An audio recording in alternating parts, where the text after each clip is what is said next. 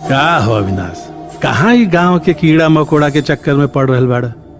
पढ़ लिख शहर में रहकर अफसरी करा, ये गांव के पॉलिटिक्स में मत पड़ा। अच्छा तो हम शहर चल जाई, तू ए गांव के किसान के इस्तेमाल करके अपन साम्राज्य खड़ा कर सका, यही ना?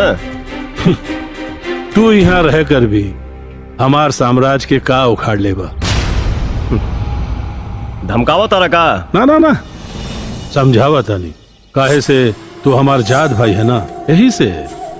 ना तो बाकी लोगन के जैसे ठोका जाइबे। तो तू ठोकबे? कुछ दिन पहले गली गली में कुत्ता जिसन घूमे वाला बिरुआ। यू बिरुआ ना, अब हम बीरेंद्र सिंह है, बीरेंद्र सिंह है हम। हमार असली नाम लेवे में गांव के लोग डराता।